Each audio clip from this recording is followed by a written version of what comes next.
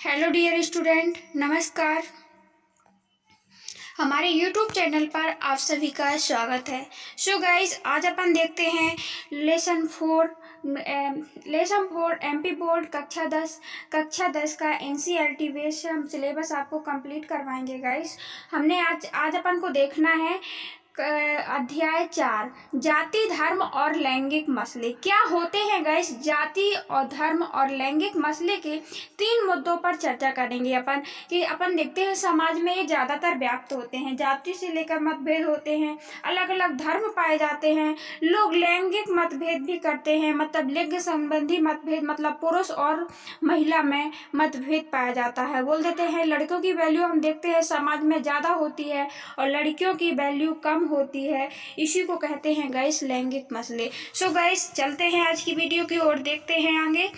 देखिए, पर्चे पढ़े लेते हैं हम। पूरा पार्ट लेसन भी आपको पूरा पढ़ के सुनाएंगे और साथ में समझाने की भी बहुत अच्छी कोशिश करेंगे गाइस, जिससे आपको अच्छे से समझ में आ जाए, कोई भी प्रॉब्लम ना ही झेलने पड़े आपको। देखिए गाइस, जल्दी चलते हैं अपनी वीडियो की ओर। पिछले अध्याय में हमने जाना है कि सामाजिक विविधता और लोकतंत्र के लिए कोई खतरा नहीं होती है। जो सामाजिक विविधता है, समाज में विविधता व्याप्त है, हमने ये पिछले अध्याय में पढ़ा था, अध्याय 3 में देखा था। वो हमारे लोकतंत्र के लिए कोई भी बाधा नहीं है, खतरा नहीं है। जैसे हम देखते हैं हमारे लोकतंत्र में विभिन्न संस्कृतियों के लोग रहते हैं गाइस, हिंदू विभिन्न धर्मों के लोग रहते हैं और अलग अलग बहुत सारी विविधताएं हैं। 28 राज्य हैं, वहाँ की सभी अलग अलग 1300-1400 तो बोलियां भाषाएं हैं, ठीक है। 22 भाषा को संविधान की अनुसूची में दर्जा प्राप्त है। तो हमने देखा कि ये विविधता हमारे लिए, हम इस विविधता को, हम अपनी पहचान, आत्म पहचान हमारी क्या होती है गाइस? हम भारत के नागरिक हैं। हम विविधताओं को ध्यान में नहीं देते हैं, इसीलिए हम इसको अपना कमजोरी ना समझ के इसकी ताकत समझते हैं, हम अपने विविधताओं को। सो गाइस, आगे देखते हैं क्या लिखा हुआ है यहाँ पे। राजनीति में सामाजिक विभाजन कि अभिव्यक्ति कोई असंभव बात नहीं है, ये तो होती ही रहती है। समाज की जो असमानता है उनके बारे में दल बदल होते रहते हैं, बातें आती रहती हैं। कई बार तो यह अभिव्यक्ति लोकतंत्र के लिए लाभकारी भी हो जाती है। अध्याय में हम इस विचार को भारत में लोकतंत्र के कामकाज के संदर्भ में देखने की कोशिश करेंगे। यहाँ सामाजिक और भेदभाव वाली 3 सामाजिक असमानताओं पर गौर करेंगे। अपन देखेंगे 3 असमानताएं जो इसमें समाज में भेदभाव पाया जाता है। जैसे लिंग से संबंधित भेद। लिंग से संबंधित भेद मतलब लड़के लड़कियों में भेद करना, कि लड़का घर के काम नहीं कर सकता और लड़कियां बाहर का काम नहीं कर सकती, वो घर का ही करेंगी। चूल्हे चौकी बर्तन ही उनका काम है, झाड़ू पोछा लगाना ही लड़कियों का काम है, जबकि लड़के नहीं कर सकते हैं, ये उनका काम नहीं है। ये अपन बहुत सी असमानताएं देखेंगे गाइस इस लेसन में। धर्म से संबंधित असमानताएं, जातियों से संबंधित असमानता, विषमताओं के बारे में चर्चा करेंगे। ये असमानताएं कैसी हैं और किस तरह राजनीति को अभिव्यक्ति होती है, हम इस अध्याय में बारी बारी से गौर करेंगे। फिर हम यह देखने की कोशिश करेंगे कि इन असमानताओं पर आधारित अलग अलग अभिव्यक्तियां लोकतंत्र के लिए लाभकारक है या नुकसानदायक हैं। सो गाइस, चलते हैं आगे, देखते हैं आगे। लैंगिक मसले के बारे में बात करते हैं। लैंगिक मसले मतलब जानते हैं लड़के और लड़कियों में भेदभाव एक प्रकार से, ठीक है ना। लैंगिक मतलब लड़के और लड़कियां, ठीक है, महिला और पुरुष। हाँ, तो लैंगिक मसले को हम देखते हैं। निजी और सार्वजनिक विभाजन। अब इनका विभाजन किसने किया है लैंगिक मसलों का, और निजी विभाजन और सार्वजनिक विभाजन देखते हैं हम। लड़के, जैसे हम निजी विभाजन में हम बात करें तो हम देखते हैं कि इसका विभाजन परिवार से शुरू हो जाता है। जब जैसे ही बच्ची जन्म लेती है उसी टाइम से ही, जन्म क्या, लोग तो भ्रूण हत्या भी करते थे पहले, आपने देखा होगा, सुना होगा कि जैसे ही पता चल जाता है कि नहीं बच्ची होने वाली है तो उसको गर्भ में ही समाप्त कर दिया जाता था। पहले ऐसा होता था, अब बहुत कम होता है, कहीं कहीं अभी भी प्रचलित है। जो कि एक बहुत बड़ी प्रॉब्लम है। निजी और सार्वजनिक विभाजन, लड़के और लड़कियों के पालन पोषण में क्रम में यह सामान्यतः मन में बैठा दी जाती है यह बात कि औरतों की मुख्य जिम्मेदारी गृहस्थी चलाना और बच्चों का पालन पोषण है। ये मन में हमेशा से बात बैठा दी जाती है गाइस, बच्चों के मन में भी, कि औरतों का काम क्या है, ओनली वन, घर को देखना, घर की गृहस्थी चलाना और बच्चों का लालन पालन करना, बस। यह चीज अधिकतर परिवार के श्रम लैंगिक विभाजन में झलकती है। अधिकतर परिवार में हम देखते हैं लैंगिक विभाजन में झलकती है, यही है लैंगिक विभाजन में। लिंग से संबंधित विभाजन है। लड़के और लड़कियों की बात आई कि नहीं आई? औरतें घर के अंदर का सारा काम काज, जैसे खाना बनाना, सफाई करना, कपड़े धोना और बच्चों की देखरेख करना आदि करती हैं, जबकि मर्द घर के बाहर का काम करते हैं। ऐसा नहीं है कि मर्द ये सारे काम नहीं कर सकते। दरअसल वे सोचते हैं कि ऐसे काम करना औरतों के जिम्मे है। पर जब सिलाई कटाई से लेकर इन्हीं सारे कामों के लिए पैसे मिलने लगते हैं तो मर्द खुशी खुशी यह काम को बाहर भी करते हैं। हमने अक्सर देखा होगा, आपने देखा होगा, सिटियों में खाना कौन बनाता है? क्या औरतें बनाती हैं? होटलों में? बिल्कुल नहीं। वहाँ पे पैसे मिलते हैं तो वहाँ पे तो बड़े अच्छे से खुश होके कर लेते हैं मर्द, लेकिन जब घर की बारी आती है तो बोल देते हैं ये हमारा काम है ही नहीं, ये औरतों का काम है, ऐसा बोल दिया जाता है। और जब औरतों का काम है तो फिर क्यों कर लेते हैं? वहाँ पे पैसों की बात आ जाती है ना। तो ये मतभेद मन में ही बिठा दिया जाता है। जब छोटा अपने भाई बहन 2 बच्ची होती हैं घर में तो उनके मम्मी पापा वो अधिकतर उसकी पसंद क्या बनवा देता है लड़के की, ये तुम घर का काम करोगे, तुम खाना बनाओगे, तुम चूल्हा फूकोगे। लड़की के लिए तुम्हें तो चूल्हा फूकना ही है, तुम तो अपना काम करो, यही होता है। तुम नहीं करोगी तो कौन करेगा? तुम्हारा तो ये काम ही है, तुम्हारा तो ये पैसा ही है, ऐसा बोल दिया जाए, जबकि ऐसा कुछ नहीं है गाइस। क्या ऐसा होना चाहिए?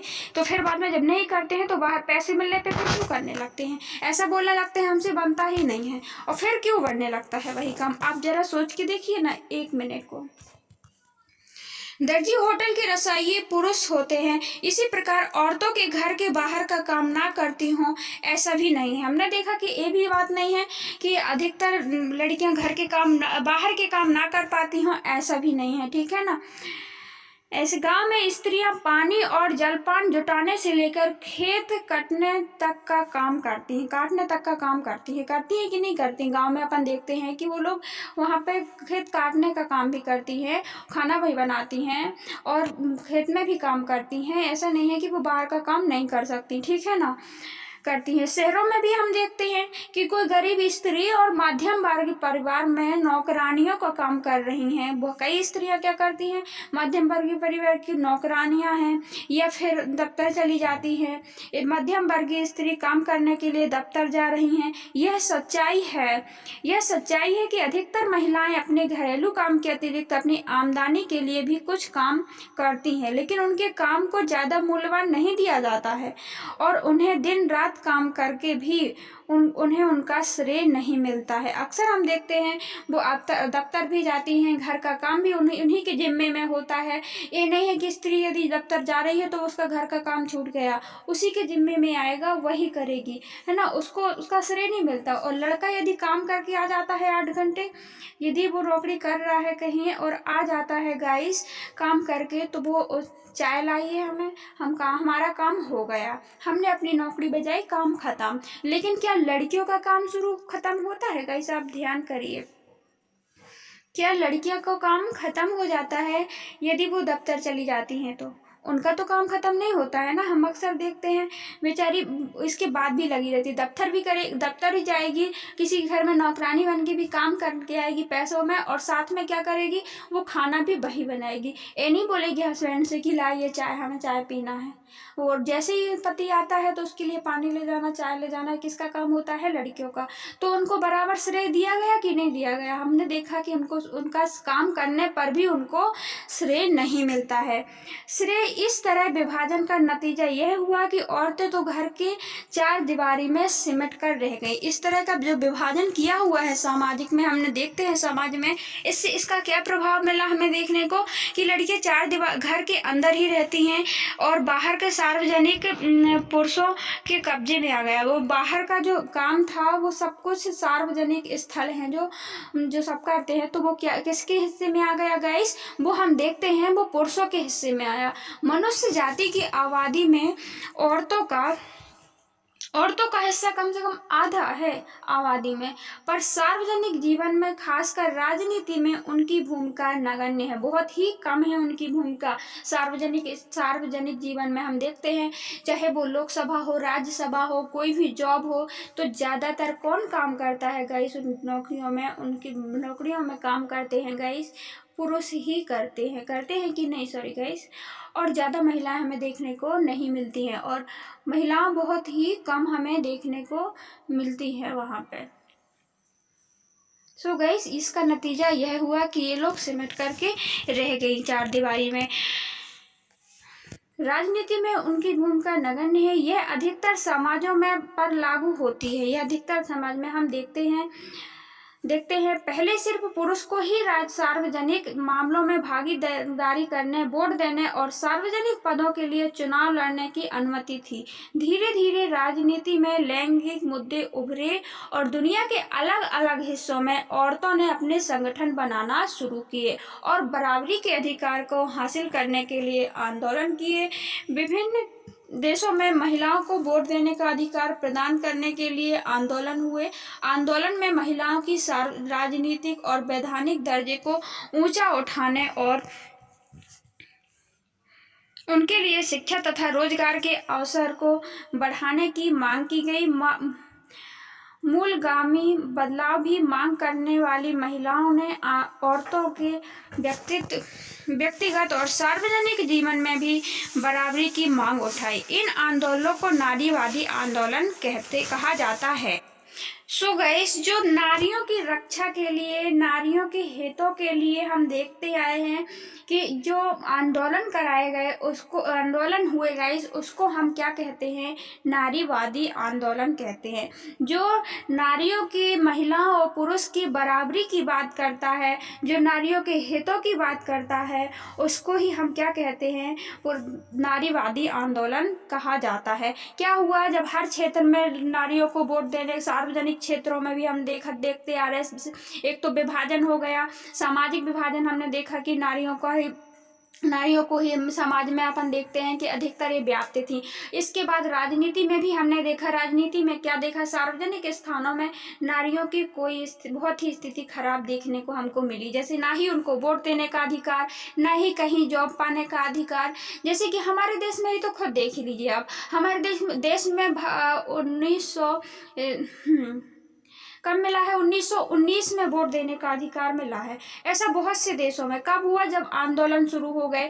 बहुत से लोग गाइस अच्छे भी होते हैं, बहुत से लोग बुरे भी होते हैं। हम देखते हैं पुरुषों में, जैसे भीमराव अम्बेडकर हैं, डॉक्टर भीमराव अम्बेडकर हैं, और कौन थे? महात्मा गांधी थे। राजा राम मोहन राय ने जैसे सती प्रथा का अंत करवाया था 1929 में करवाया था गाइस।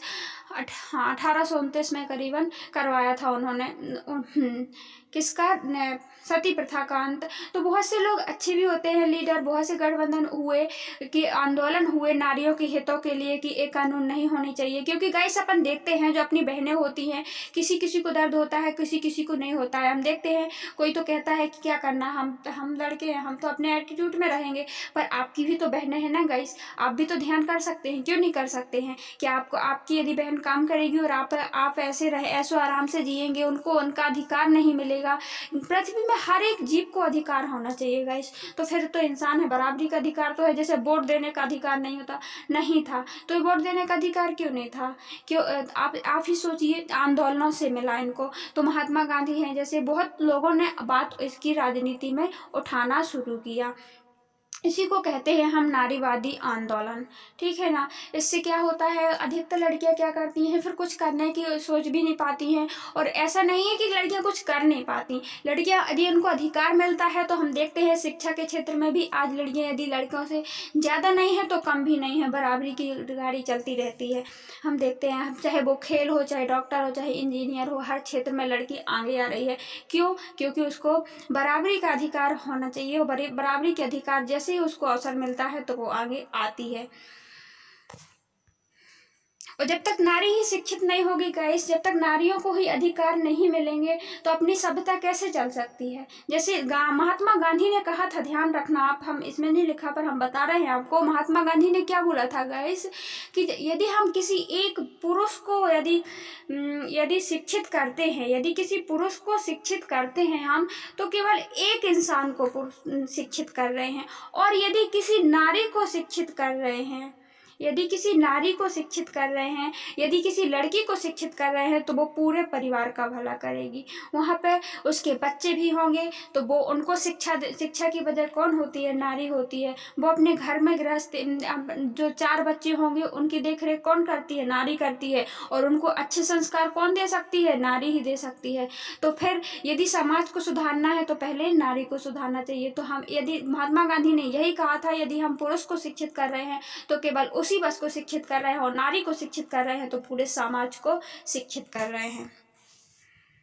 आई होप गाइस आपको समझ में आ रहा होगा, और समझ में आया हो तो प्लीज लाइक कीजिए मेरे वीडियो को। देखिए, नारीवादी आंदोलन आपने देखा, आपको समझ में आया होगा। लैंगिक विभाजन की राजनीति अभिव्यक्ति, इस सवाल पर आधारित राजनीति गोलाबंदी सार्वजनिक जीवन में औरतों की भूमिका को बढ़ाने में मदद मिली। इससे ये नारीवादी आंदोलन हुए गाइस। हमने देखा कि नारियों ने भी जब नारीवादियों ने भी आंदोलन शुरू की, अपने मांग को रखा, तो इससे क्या हुआ, सार्वजनिक जीवन में औरतों की भूमिका देखने में बढ़ी है। आज हम देखते हैं कि वैज्ञानिक हो, चाहे डॉक्टर हो, चाहे इंजीनियर हो, या प्रबंधक हो, या कॉलेज और विश्वविद्यालय शिक्षक जैसे पेशों में बहुत सी औरतों को हम पाते हैं। ऐसा नहीं है कि हम अब देखने को नहीं मिलता है, सिर्फ इसी के कारण हुआ क्योंकि आंदोलन किया गया, उनकी मांग रखी गई और उनको स्वीकारा गया, इसलिए। और यदि फिर से और पहले क्यों हमको देखने को नहीं मिलता था गाइस, और समाज इसी में सुधर सकता है। हमने गांधी जी की आपको बात बताई है, यदि एक नारी को आप शिक्षित कर रहे हैं तो पूरे समाज को शिक्षा दे रहे हैं, और यदि एक पुरुष को शिक्षित कर रहे हैं तो केवल एक ही व्यक्ति शिक्षित हो रहा है। बहुत सी औरतों को पाते हैं, जबकि पहले इन कामों में महिलाओं को लायक नहीं माना जाता था। पहले क्या बोला जाता था कि महिलाएं इसके लायक ही नहीं है, वो राजनीति में कुछ नहीं कर पाएंगी।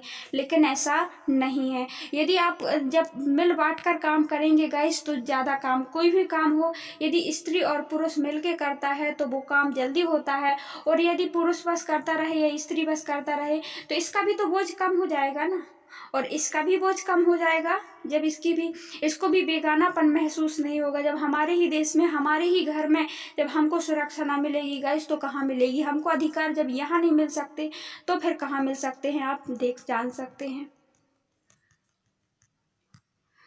आई होप गाइस आपको समझ में आ रहा होगा।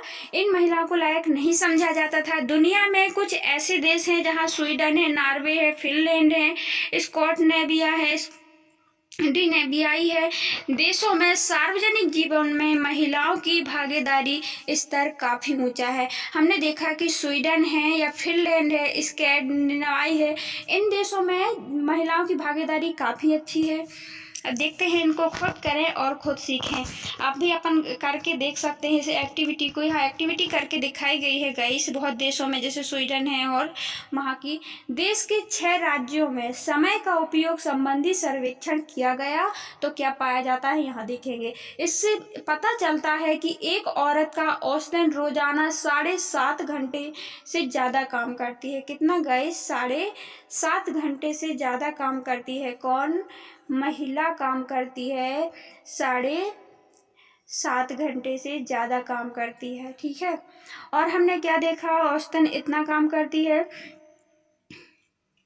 और जबकि एक मर्द होता है गाइस, जबकि एक पुरुष होता है तो वो कितना काम करता है, औसतन रोज 6 घंटे काम करता है। कितना? 1 घंटे कम ही काम करता है महिला से, हमने ये देखा, ठीक है ना। फिर भी पुरुषों को ज़्यादा काम ही ज़्यादा दिख पड़ता है। फिर भी लोग कहते हैं कि पुरुष ज़्यादा काम करता है, क्योंकि वो दिखाने वाला काम करता है, क्योंकि उससे आमदनी होती है, क्योंकि उससे परिवार में पैसा आता है ओनली। लेकिन यदि हाँ, अभी अपन अपनी राय भी देंगे। औरतों को ढेर सारे ऐसे काम करती हैं जिनको अप्रत्यक्ष रूप से आमदनी होती है, लेकिन ज़्यादा काम घर की 4 दीवारी के अंदर होता है, इसके लिए उन्हें पैसा नहीं मिलता है, इसलिए औरत का काम हमें दिखाई नहीं देता है। हमने देखा कि 1 घंटे ज़्यादा काम करती है औरत, इसके बाद भी उसका काम नहीं दिखाई देता, क्योंकि वो अप्रत्यक्ष रूप से लाभकारी होता है। बहुत से उसके काम होते हैं, घर में बहुत काम होते हैं। पुरुष तो 6.5 घंटे अपनी ड्यूटी बजा के आ जाता है गाइस, लेकिन महिला के लिए 6.5 घंटे नहीं, 7.5 से भी ज़्यादा लग जाते हैं। हमने देखा यहाँ पे समय गतिविधि को अपन देखते हैं, दैनिक जीवन में घंटे में आप अपने अनुसार भी कर सकते हैं। आमदनी देखते हैं अपन कि पुरुष कितना 6 घंटे आमदनी के लिए काम करता है कि नहीं करता है, और महिला आमदनी के लिए केवल 1.25 घंटे, मतलब कि 2:40 ही काम करती है। घर के काम हम देखते हैं, घर के काम कौन करता है? पुरुष की इतना ही है, 0.30 आवर, ओनली आधा घंटा काम, ठीक है ना। जबकि महिला 5 घंटे ओनली घर के लिए ही देती है, उसको पैसे नहीं मिलते, इसके बाद भी काम कर सकती है निस्वार्थ। क्या? और गप्पेबाजी में हम देखते हैं, पुरुष देखते हैं 1 घंटे 25 मिनट बात करता है पुरुष, और महिला 1 घंटे 20 मिनट। बिना काम के फुर्सत, उन्होंने देखा बिना काम के जो फुर्सत रहता है तो वो कौन रहता है? देखते हैं अपन इसमें ज़्यादा, 3 घंटे 40 मिनट पुरुष रहता है और 3 घंटे 50 मिनट महिला रहती है। सोना, अपने शरीर की साफ सफाई वगैरह करना, पढ़ना वगैरह, ये 12 घंटे करता है। कौन? 12 घंटे 25 मिनट करता है। कौन? एक पुरुष। 24 घंटे का पूरा डे होता है गाइस, ध्यान रखना, क्योंकि 12 घंटे करेगा तो फिर क्या होगा, ड्यूटी भी कहाँ जाएगा वो, है ना। और 11 घंटे सोना वगैरह, शरीर की सेहत का ध्यान रखना, ये भी कम है इसका। और हमने देखा कि और ज़्यादा बढ़ावा किसको दिया जाता है? अच्छा, कि आप कर रहे हो काम, कौन? पुरुष कर रहा है गाइस। यदि वो पुरुष तो ठीक है, यदि वो कर रहा है, ऑफिस जा रहा है, एक पुरुष क्या कर रहा है गाइस? ऑफिस यदि जा रहा है, और एक महिला ऑफिस नहीं जा रही है, वो घर का काम ही करती है, तो वो क्या ऑफिस जा पाता यदि वो बच्चों को ना देखती? तो क्या वो ऑफिस जा पाता? आप ध्यान दीजिए, क्या वो ऑफिस जा सकता था? नहीं जा सकता था। टाइम से उसको टिफिन ना दिया जाए तो क्या वो चला जाएगा ऑफिस? क्या महिलाओं को कभी कोई टिफिन देता है लगाकर? या महिलाओं को कोई खाना परसता है? ज़्यादातर हम देखते हैं कोई नहीं परसता। क्या पानी को पूछता है? क्या उनकी इच्छा नहीं होती क्या? क्या वो बराबर काम करती है? ज़्यादा देर अपन ने देखा सारणी में कि पुरुष से भी ज़्यादा काम करती है, और यदि वो तो पुरुष कैसे कर पाता यदि ये महिला इतना काम ना करती? तो वो अप्रत्यक्ष रूप से करती है। इसको आमदनी की वजह कौन है गाइस? ये पुरुष की आमदनी की वजह जो ज़्यादा बतलाता है कि मैं करता हूँ, तो अब वो कर पाता क्या? कभी नहीं कर पाता। आप ध्यान दीजिए इन बातों पे गाइस। आपकी बहन है, बेटी है, और आपकी भी फ्रेंड है, फ्रेंड सर्कल है, पति है, पति पत्नी भी होंगे, आपके परिवार अड़ोस पड़ोस में देखते होंगे अपन। ये बात को आप नोटिस कीजिए, क्या ये हकीकत है कि नहीं है ना। तो पहले हुआ ओल्ड था, लेकिन अब अपन ये नहीं लाने देंगे। महिलाओं को भी सचेत होना चाहिए इसके लिए, और पुरुष को भी ज़्यादातर वो नहीं करना चाहिए, इग्नोर नहीं करना चाहिए उनकी बातों को, उनके कामों को। यदि वो नहीं होगी, वो रीढ़ होती है परिवार की, जैसे पीठ बैक साइड अपनी रीढ़ की हड्डी होती है अपनी बॉडी को चलाने के लिए मेन, उसी प्रकार होती है परिवार में। यदि वो नहीं होगी तो फिर बनाते रहना खाना, जो बोलते रहते हो जो, तो खाना बनाना कोई बुरी बात थोड़ी ना होती है। क्या घर में जब सफाई से रहना है गैस, तो करेंगे क्यों नहीं? जब हमारा ही काम है, हम ही नहीं करेंगे, और फिर पैसों के लिए कैसे करने लगते हैं? तो बस आपको करना चाहिए। ये तो गलत होती है, सामाजिक विभाजन है, ओल्ड था, रूढ़िवादियों से भरा हुआ था गाइस। आप अपन इसको पढ़ते हैं और देखते हैं आगे क्या लिखा है। अपने परिवार में भी समय का उपयोग वाला सर्वेक्षण कर सकते हैं। आप अपने घर में भी देख सकते हैं आपकी मम्मी कितना करती हैं, आपकी दीदी कितना करते हैं, आप कितना करते हैं और आपके पापा जी कितना करते हैं, टाइम देते हैं अपने परिवार के। सभी वयस्क पुरुषों को महिलाओं को काम को 1 हफ्ते तक गौर करें और यह दर्ज करके चलें कि निम्नलिखित कामों पर हर आदमी कितना समय देता है। आमदनी वाले काम, दफ्तर, दुकान, कारखाना, खेत वगैरह में काम, घरेलू काम, ये आप बॉक्स बना सकते हैं। खेत में कितना काम किया, पापा ने कितने घंटे, मम्मी ने कितना किया, या दफ्तर में कितना आपके पापा ने किया, मम्मी ने घर में कितना किया। घरेलू काम जैसे खाना बनाने, पोछा, झाड़ू, बर्तन, कपड़े धोना, पानी लाना, बच्चों और बूढ़ों की देखरेख। गाइस, बूढ़ों की देखरेख क्या, जो पिता होता है तो वो अक्सर अपन देखते हैं घर में बूढ़ों की देखरेख कौन करता है, मम्मी ही करती है, महिलाएं ही करती हैं। क्या हर इंसान बूढ़ा नहीं होगा, वो भी तो बूढ़ा होगा ना, और फिर उसकी कोई देखरेख नहीं करेगा तो कौन करेगा। तो इतने उनका काम दिखाई नहीं देता क्योंकि वो पैसा नहीं लाती, और पैसा ही हर कुछ में नहीं होता है, और पैसा भी नहीं ला सकते आप यदि वो काम ना करें तो ध्यान रखना आप। और उसकी कीमत उनको भी देनी चाहिए, उनकी अहमियत देनी चाहिए गाइस।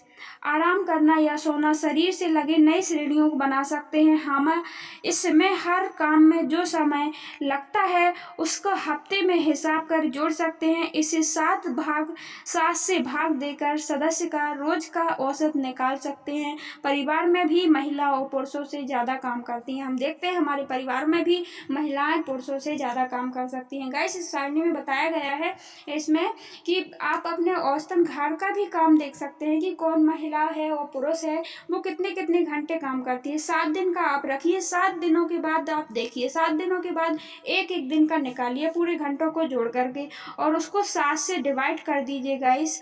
जब 7 से डिवाइड कर देंगे तो आपका पूरा एक दिन का टाइम निकल आएगा। सो गाइज, आगे चलते हैं। देखिए यहाँ पे कुछ डायग्राम दिए थे, आप यहाँ पे बने हुए हैं, आप देख सकते हैं। इनमें से हमको ये देखना है गाइज, क्या बताए, चुनिए इनमें से आप कौन हैं, आप चुनिए। क्या एक आदर्श स्त्री कुछ आदर्श स्त्री की कुछ बनेंगी, टीवी सीरियल के निर्माताओं के लिए आदर्श दर्शक बनेंगे कि आदर्श स्त्री बनेगी। दूसरा, यहाँ पे फैशन है, फैशन उद्योग के लिए आदर्श सुंदरी, समाज के लिए गृहिणी। देखिए आप, गृहिणी के इतने काम करती है नारी, आप देख सकते हैं। उसके हाथ में झाड़ू भी होती है, उसके हाथ में खाना बनाना भी होता है, उसके हाथ में पालन पोषण भी होता है, देख रेख भी होती है, और खुद का ध्यान भी रखना, बहुत ही कम टाइम बचता है। और देखते गृहिणी आप इनमें से कौन है, या फिर भाभी सास ससुर के लिए आदर्श दुल्हन है, या नियोक्ता पुरुष सहकर्मियों के लिए आदर्श कर्मचारी हैं। चुनिए इनमें से आप कौन हैं। समाज में मतलब स्त्रियों के उसमें वो बताया गया है, इसमें हंसने वाली बात नहीं है। देखिए उसमें ये बताया गया है कि मतलब कि स्त्रियों के कितने काम होते हैं कि नहीं होते हैं। बहुत सी स्त्रियां क्या क्या करती हैं, उनके वर्क के बारे में जिक्र किया गया है। गाइस, हमारे देश में आज़ादी से बाद से महिलाओं की स्थिति कुछ सुधार हुआ है, अभी हुआ है, पर वे अभी भी पुरुषों से काफ़ी पीछे हैं। अभी भी समाज में बराबरी का अधिकार नहीं है। भले हमारे संविधान में लिखा है कि मतलब कि हम समानता है, लेकिन अभी भी स्त्रियों को पीछे ही रखा जाता है। हमारा समाज क्या है गाइस, पितृ प्रधान है। पिताजी की चलती है, जो पापा ने बोल दिया वही होगा, माता कुछ बोलती हैं तो बोलती रहें। औरतों के साथ अभी भी कई तरह के भेदभाव होते हैं, उनका हमेशा दमन होता रहता है। हम देखते हैं जो मतलब कि अशिक्षित हैं थोड़ी बहुत, या पढ़ी लिखी नहीं है, ये पढ़ी लिखी भी है तो अक्सर लोग चलाने लगते हैं तो बोलने लगते हैं पढ़ लिख तो लिया है, ज़्यादा ओवर पढ़ लिया ना, इसीलिए ऐसा कर रहे हैं लोग।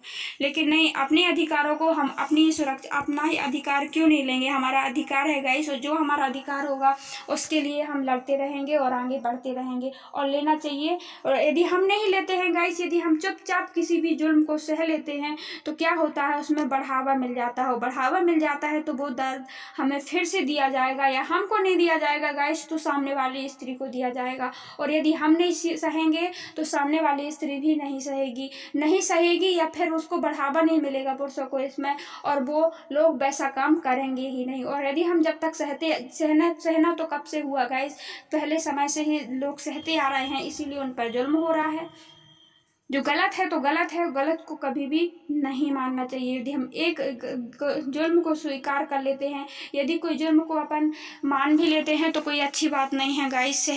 चुपचाप सह लेना, दूसरे एक जुल्म को चुपचाप सह लेना, दूसरे जुल्म को बढ़ावा देना। यदि हम एक बात को सुन लेते हैं और हमारी गलती भी नहीं है, जवाब नहीं देते हैं, तो समझ लो वो कल आपके लिए कोई दूसरी नई बात लेकर के आ जाएगा और फिर वो दूसरा जुल्म आप पर करेगा।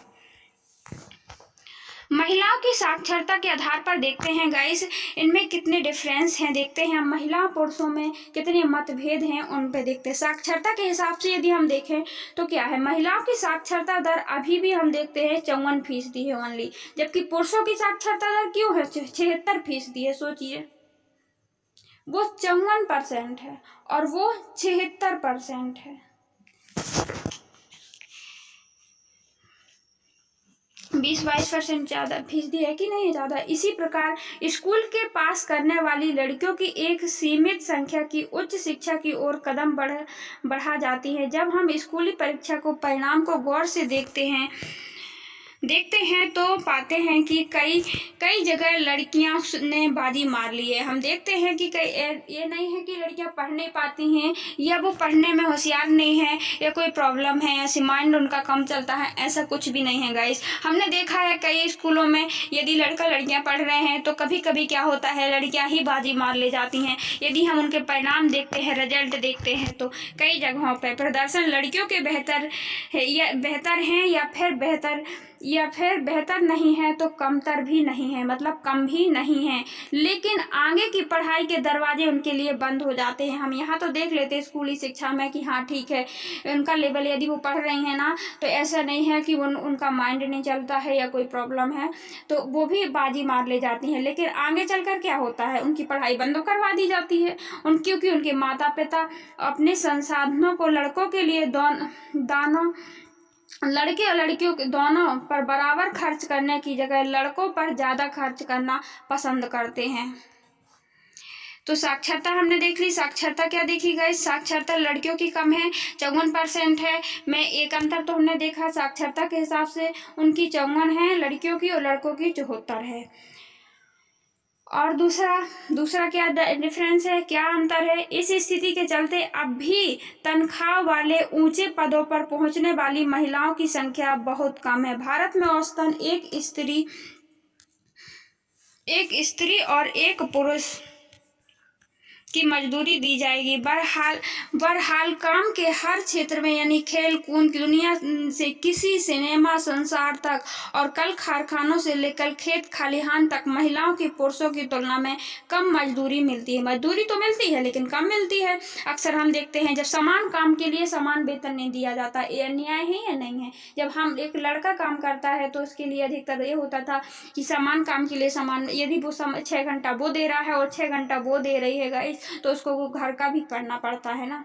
तो इसमें समान काम के लिए समान मजदूरी तो मिलना चाहिए कि नहीं मिलना चाहिए। हम देखते हैं बड़ी बड़ी नौकरियों में हम देखते हैं लड़कों को पाते हैं, लड़कियों को हम अक्सर देखते हैं तो क्यों नहीं पाते हैं। अधिकतर क्षेत्रों में, सार्वजनिक क्षेत्रों में बहुत ही कम पाते हैं। हम देखते हैं लोकसभा हो, राज्यसभा हो, उनके मामले आप उठा लीजिए, उनकी लिस्ट, बहुत ही कम लड़कियां मिलेंगी, और मिलेंगी भी तो उनका काम नहीं चलेगा। और सिनेमा से संसार तक, कल कारखानों में, खेत खलिहानों तक पुरुषों से कम मजदूरी उनको मिलती है, काम भी करते हैं। दूसरा, मजदूरी के हिसाब से देख लिया उनको एक तो काम नहीं मिलता है, काम बोलते हैं लड़कियां हैं कर क्या पाएंगी, कुछ नहीं करेंगी, यहाँ पे आके गप्पे साप्पे करेंगी और चली जाएंगी, यही बोला जाता है ना। या फिर अधिकतर हम देखते हैं पढ़ाई के क्षेत्र में भी देखा हमने कि आगे तक यहाँ स्कूली शिक्षा तो अच्छे से हो जाती है सरकार के कारण, और अधिकतर हम देखते हैं उनके माँ बाप लड़की की अपेक्षा लड़के पर धन खर्च करना चाहते हैं। बोलते हैं कि तुमको करना क्या है, खाना तो बनाना है, चूल्हा चक्की करोगी। तीसरा हम देखते हैं, तीसरा डिफरेंस क्या है गाइस, भारत में अनेक देशों में भारत के अनेक हिस्से में माँ बाप सिर्फ लड़के की चाह होती है। लैंगिक मतलब कि लैंगिक मतभेद है गाइस, जैसे जन्म लेने से पहले ही खत्म कर देने के तरीके इसी मानसिकता से पनपते हैं। इससे देश का लिंग अनुपात प्रति लड़कों पर लड़कियों की संख्या गिरकर 919 तक रह गई है। साथ ही लगा नक्शा बताता है कि कई जगहों पर यह अनुपात 850 और कहीं कहीं 800 से नीचे भी गिर गया है। हम देखते हैं कि लिंग अनुपात हम देखते हैं हमारे देश के हिस्से में कई राज्यों में हम देखते हैं कि 800 पर 950 से 1000 पुरुषों में गाइस हम देखते हैं 900 महिलाएं ही मिलती हैं। यह 900 से कम अधिकतर हरियाणा जैसे राज्य में हम देखते हैं कि 850 है, 800 है, ऐसी महिलाएं मिलती हैं। 1000 जब पुरुष हो जाएंगे तब हमको 800 महिलाएं मिलेंगी। 850 बराबरी होना चाहिए, नहीं होना चाहिए।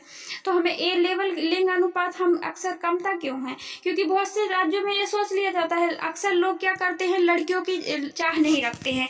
वो किसकी चाह रखते हैं गाइस? लड़कों की चाह रखते हैं कि लड़का होना चाहिए। जैसे हम देखते हैं हमारे बहुत से परिवार में, आप अभी भी देख सकते हैं, यदि किसी के हम देखते हैं, अभी बोलते तो बड़े अच्छे से हैं कि नहीं ऐसा नहीं होना चाहिए, हम भी नहीं मानते हैं, मतभेद नहीं करते हैं लड़कियों पर।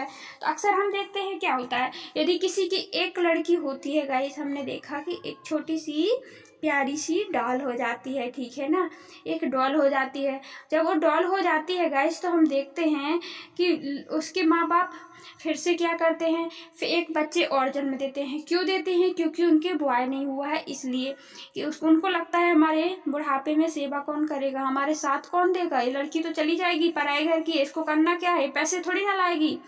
तो एक और लड़की को जन्म देते हैं, एक और बच्चे को जन्म देते हैं। यदि उसकी फिर से लड़की हो गई गाइस तो फिर भी बाज नहीं आते हैं कि रहने दो, कोई बात नहीं है, लड़की ही तो है। तो वो क्या करते हैं, फिर से एक और बच्चा पैदा कर लेते हैं, और फिर से यदि लड़की हो जाती है तो फिर से बच्चा पैदा करते हैं, लेकिन वो मानते नहीं है ना। तो ये क्या है, लड़की की चाह है कि नहीं है? और इनसे क्या होता है, यदि इतने सारे बच्चे जब उनके हो जाते हैं तो इन लड़कियों की लास्ट में यदि लड़का होता है गाइस तो वो क्या करते हैं, लड़कों पर ही ज़्यादा ध्यान देते हैं। संसाधन किस पर लौटाते हैं? अक्सर लड़कों पर लौटाते हैं। होता है कि नहीं, यदि ये लड़का हो गया तो इस पर ही ज़्यादा ध्यान दिया जाएगा, इसका ही संसाधन को, फिर इनका पालन पोषण बिगड़ जाता है, इनको प्रॉब्लम होने लगती है। तो अभी भी हम देखते हैं समाज में, इसीलिए लिंग अनुपात अक्सर, यदि उनको पता चल जाता है कि लड़की होने वाली है तो वो क्या कर देते हैं, भ्रूण में ही हत्या कर देते थे पहले तो। अब तो पाबंदी लग गई है सरकार से। महिलाओं के उत्पीड़न, शोषण और उन पर होने वाली हिंसा की खबरें हम रोज पढ़ने को मिलती हैं, हम देखते हैं। शहरी इलाके तो महिलाओं के लिए खास तौर से असुरक्षित हैं, वे अपने घरों से भी सुरक्षित नहीं हैं, क्योंकि वहाँ पर भी उन्हें मारपीट तथा अनेक तरह की घरेलू हिंसा झेलने की मिलती है। गाइस यदि हम देखते हैं किसी पत्नी की यदि बच्ची होती जा रही है तो वो लोग तो क्या करते हैं, मारपीट भी करते हैं, इसकी बच्ची हो रही है, या छोड़ देते हैं, या कुछ भी करने लगते हैं गाइस। और छोड़ने की बात तो तब आती है ना गाइस, क्योंकि जब वो सशक्त नहीं होगी तो उसको प्रॉब्लम होगी, और जब सशक्त होती है तो उसको कोई प्रॉब्लम नहीं होती है। उसको पढ़ाया जाना चाहिए, लिखाया जाना चाहिए, उसको भी बराबरी का अधिकार होना चाहिए। की तुलना रोजाना 1 घंटे ज़्यादा करती हैं और ज़्यादातर काम भी करती हैं, और अक्सर मूल्यवान नहीं फिर भी उनको मूल्यवान नहीं माना जाता है। अब देखते हैं अपन, समान मजदूरी से संबंधित अधिनियम में कहा गया है कि समान अधिकार के लिए समान मजदूरी होना चाहिए। सो गाइस हमने अभी पे यहाँ पे कितने मुद्दे किसके अनुसार अंतर देखे गए। साक्षरता के अनुसार लड़कियों की साक्षरता हमने देखी 54% है, और लड़कों की साक्षरता कितनी है, 74% है हमारे देश में। दूसरा अंतर क्या देखा गया, समान काम के लिए समान मजदूरी भी नहीं दे पाते थे लोग, या फिर उनको बेरोजगारी की समस्या थी, उनको रोजगार ही नहीं मिलना, ठीक है ना। तीसरा कारण क्या देखा, लिंग अनुपात में हमने देखा, तीसरा अंतर देखा, लिंग अनुपात में हमने देखा, इसके ठोस तथ्य हैं गाइस। जो लिंग अनुपात है, लिंग अनुपात हमने देखा कि हम देखते हैं हमारे भारत जैसे देश में भी कहीं कहीं तो 1000 पुरुषों में केवल 800 ही महिलाएं मिलेंगी आपको, पर 1000 पुरुष में यदि देखा जाए तो कहीं 800 कहीं 900 है ना, ये चल रहा है। और हमने देखा चौथा कारण उन पर शोषण भी होता है। कैसा शोषण होता है गाइस, इसी अनुपात के कारण भी शोषण हो जाता है अक्सर हम देखते हैं। अब आगे भी देख लेते हैं गाइस, विश्व के विभिन्न आगे पढ़ते हैं, आगे देखते हैं। सॉरी गाइस, अपन ने यंत्रों के बारे में चर्चा की। आई होप आपको इतना लेसन समझ में आया होगा। यदि समझ में आया तो लाइक कीजिए। हमने अंतर देखा कि किस किस आधार पर कितने अंतर हैं।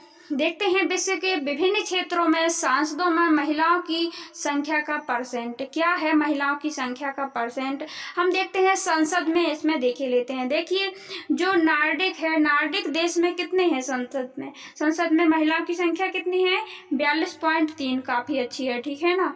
और उत्तरी अमेरिका के उत्तरी और दक्षिणी अमेरिका में 29, इतनी कम है। सोचिए इतने महान देश में, इतने बड़े देश में।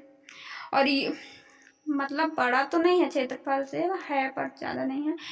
रूस है सबसे बड़ा, है ना, ध्यान रखना क्षेत्रफल की दृष्टि से।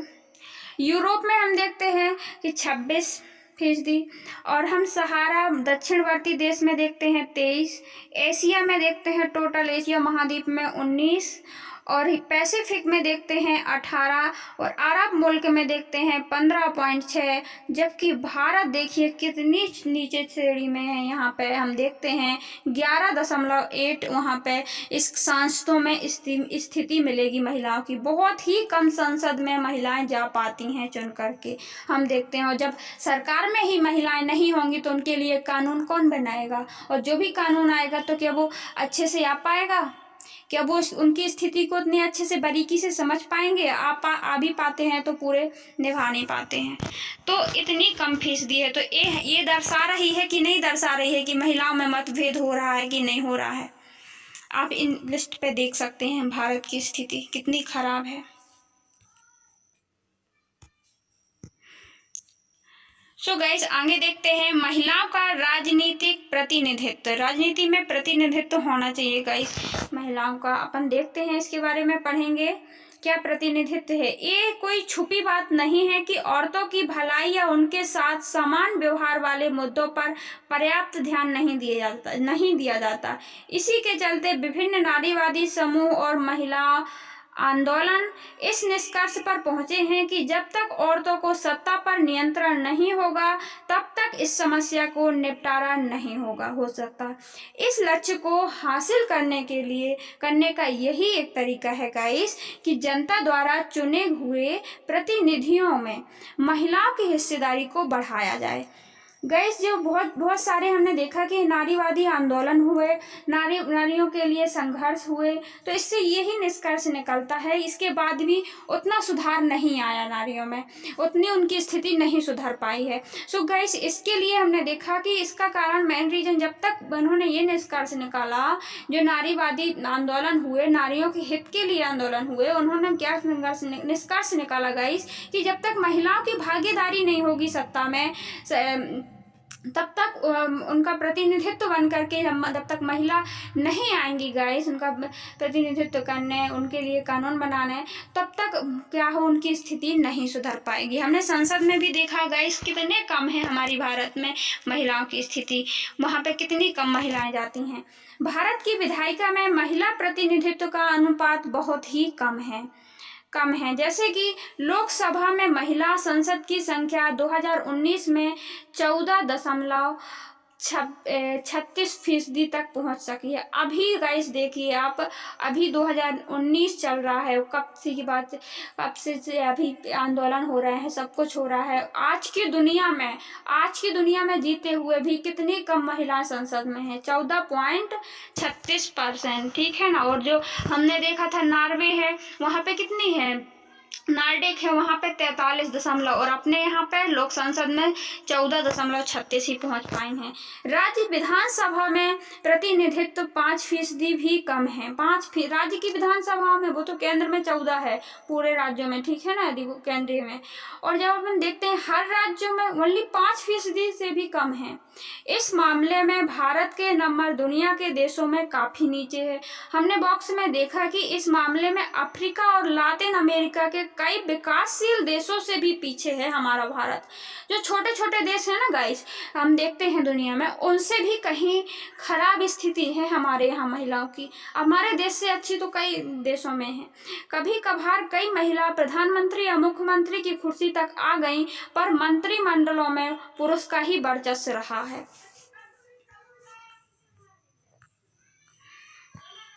इस समस्या को सुलझाने के तरीकों को निर्वाचित संस्थाओं में महिलाओं के लिए कानूनी रूप से उचित हिस्सा तय कर देना है। जैसे हम गाइस यहाँ पे देखा हमने इन बॉक्सों में कि कितनी कम महिलाओं की, नारीवादियों ने यही निष्कर्ष निकाला कि महिलाओं के लिए सत्ता पर लाना चाहिए, तभी उनकी स्थिति सुधर सकती है। संसद में हमने देखा कितना कम रोल है भारत की संसद में, महिलाओं की स्थिति 11 पॉइंट से भी कम है, ठीक है ना। और अभी 2019 में 14 हो पाई है, 14 ही है। सो गाइस देखते हैं, यदि कभी कभार महिला कोई भी सदस्य बन जाती है, मुख्यमंत्री या प्रधानमंत्री, तो इससे होता क्या है। अक्सर हम देखते हैं महिला कोई भी यदि बन भी जाती है तो उसके अगल बगल जो बैठने वाले लोग होते हैं गाइस, जो बैठने वाले लोग होते हैं तो वो कौन होते हैं, पुरुष ही होते हैं। उसके जो मंत्रिमंडल होता है गाइस, क्योंकि महिला तो एक ही बनी है ना, बनी है कि नहीं बनी है, क्योंकि वहां पे हमने देखा कि महिला तो एक ही बनी है, लेकिन हम देखते हैं उनके आसपास के जो पुरुष हैं वो सब कौन है, पुरुष हैं। तो जब पुरुष होंगे तो वर्चस्व कितना होगा महिला का, महिला का एक ही, वो तो एक ही है, एक आ गई है। अब 4-5 जब पुरुष लगे हैं भन-भनाने को अगल बगल से कि ऐसा नहीं ऐसा, ऐसा नहीं ऐसा, तो एक महिला की कितनी चलेगी, आप ही सोचिए। तो हिस्सेदारी को बढ़ाने के लिए, इस समस्या को निपटने के लिए उचित रूप से, कानूनी रूप से उनका हिस्सा तय कर देना चाहिए। हमने ये देखा भारत में, हमने देखा पंचायती राज के अंतर्गत कुछ ऐसी ही व्यवस्था की गई है। स्थानीय सरकारों को यानी कि पंचायतों, नगर पालिकाओं की 1/3 पद महिलाओं के लिए आरक्षित कर दिए गए हैं। आज भारत के ग्रामीण और शहरी निकायों में निर्वाचित महिलाओं की संख्या 10 लाख से ज्यादा है।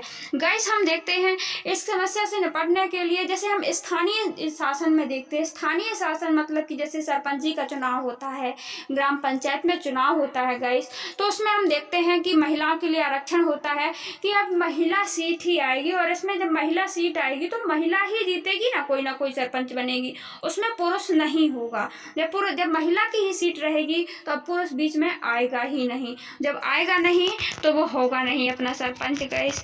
तो इसके लिए यही एकमात्र उपाय हमें दिखता है कि ये उनकी स्थिति सीधे, उनके उचित हिस्सा उनको दे देना चाहिए, ठीक है ना। उनको पहले से ही अपन संसद में भी इनको आरक्षण दिलाना चाहिए। आज भारत के ग्रामीण क्षेत्रों में, शहरी निकायों में निर्वाचित महिलाओं की संख्या 10 लाख से भी ज़्यादा है। हम देखते हैं यहाँ तो हमको देखने को काफ़ी मिल जाती हैं, मतलब ग्रामीण स्तर, स्थानीय शासन में, लेकिन हमको केंद्रीय शासन मतलब कि संसद वगैरह में बहुत ही कम मिलती है, क्योंकि वहाँ पर उनकी जब दोनों ही लड़ाई करती हैं गैस, तो ज़्यादा वोटिंग किसकी होती है, हम देखते हैं पुरुषों की होती है। ये तो बहुत ही कम, महिलाएं तो वैसे भी कम चुनाव लड़ती हैं, हम देखते हैं जब उनकी सीट आएगी तो वो आराम से करेंगी, है ना। महिला संगठन कार्यकर्ताओं की मांग है कि लोकसभा और राज्य विधान, जो महिलाओं के संगठन बने हुए हैं कार्यकर्ता, उनकी यही मांग है गाइस कि विधानसभा में 1/3 सीटों के लिए उनके लिए पद आरक्षण कर दें, कि अब महिला ही सीट, इतनी सीटों में महिला भी होगी, कोई भी होगी। संसद में इस आशय का एक विधेयक पेश भी किया गया था। इस 10 वर्षों से ज़्यादा अवधि तक लटका पड़ा है अभी भी गाइस। क्या हुआ है, संसद में जो महिलाओं के लिए जो संगठन बनाए गए, उन्होंने मांग रखी कि मतलब कि यहाँ पे भी आरक्षण दे दिया जाए, 1/3 सीटें महिलाओं के लिए ही आरक्षित की जाएं, कि इनमें कौन रहेगा गाइस, इनमें ओनली महिलाएं ही रहेंगी, ठीक है ना, महिलाओं के लिए। लेकिन वो अभी पेश नहीं, मतलब कि पेश तो कर दिया गया, पर वो मुद्दा अभी लटका हुआ है, उस पर नियम नहीं बन पाया। राजनीतिक पार्टियां इस विधेयक को लेकर एकमत नहीं है, क्योंकि बहुत सारी पार्टियां कहती हैं कि नहीं, वो एकमत नहीं है, कि ऐसा नहीं होना चाहिए। लैंगिक विभाजन वो क्या कह रही हैं कि लैंगिक विभाजन एक मिसाल है, कुछ खास किस्से के सामाजिक विभाजन को राजनीति में रूप देना जरूरत नहीं है। यह भी पता चलता है जब सामाजिक विभाजन राजनीतिक मुद्दा बन जाता है तो वंचित समूह किस तरह से लाभ होता है। क्या आपको लगता है कि अगर महिलाओं को भेदभाव भरे व्यवहार का मसला राजनीतिक तौर न बढ़ उठता तो उनका लाभ मिल पाना संभव था।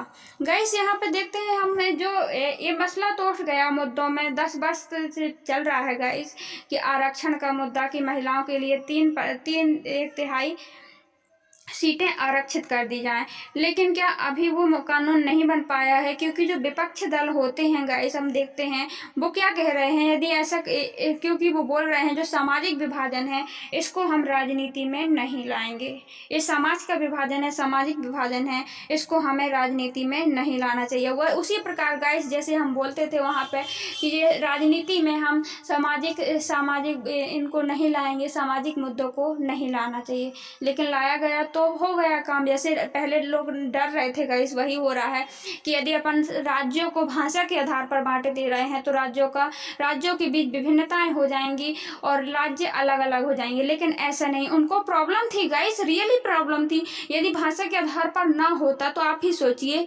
यदि आप कोई भाषा बोलने के लिए बोले जबरदस्ती और आपसे बनती ही नहीं है तो आपको प्रॉब्लम होगी कि नहीं होगी? आप शिक्षा ले पाएंगे क्या? नहीं ले पाएंगे। भाषा के अनुसार ही होना चाहिए ना। हमारे बड़े में हाँ अपन सीख सकते हैं, लेकिन छोटे में मातृभाषा का रोल होना चाहिए कि नहीं होना चाहिए? वो लीगल था, एक प्रकार से वो अनलीगल नहीं था उनका आंदोलन। सो गाइस यदि उन्होंने किया तो उसमें कोई प्रॉब्लम नहीं हुई और अच्छा रहा सामाजिक विभाजन। इसी प्रकार ये भी अच्छा होगा, ऐसी बात नहीं है। जब तक अपन ये आरक्षण नहीं देंगे, हमें तो यही लगता है, तब तक उनका कुछ नहीं हो पाएगा, या होगा तो उन शिक्षा के द्वारा ही हो सकता है कुछ। और लड़कियां अधिकार के लिए लड़ें तो देखिए यहाँ पे कार्टून बना है, देखे रहते हैं, चिंता मत करना हम तुम्हारे लिए कोई ना कोई रास्ता ढूंढ ही लेंगे। अच्छा आप यहाँ पे बैठे बैठे बोल रहे हैं 10 साल से क्या कर रहे हैं, और है ना। इस कार्टून बताता है कि महिला आरक्षण संसद के पास क्यों नहीं हो पाया है। क्या आप इस नज़रिए से सहमत हैं? सो गाइस मिलते हैं नेक्स्ट पार्ट पर। इसी वीडियो के नेक्स्ट पार्ट पर अब देखेंगे, क्योंकि अपन थोड़ा थोड़ा पढ़ेंगे तो कोई भी ज्ञान स्थायी हो जाता है, और इकट्ठा पढ़ लेने से गाइस क्या होता है कि वो हमारे दिमाग में स्थायी नहीं हो पाता है, वो जल्दी भूलने का भी डर होता है। सो गाइस अपन को बड़े लंबे समय तक याद रखना है, परीक्षा निकालना है, परीक्षा के साथ जीवन में भी अपन को इनको लाना है, अपन को सत्ता में इनको भी महिलाओं की भागीदारी बढ़ाना है। सो अपने स्थायी करने के लिए ज्ञान को अपन नेक्स्ट वीडियो पर इसका पार्ट देखेंगे। ये वीडियो का फर्स्ट पार्ट है।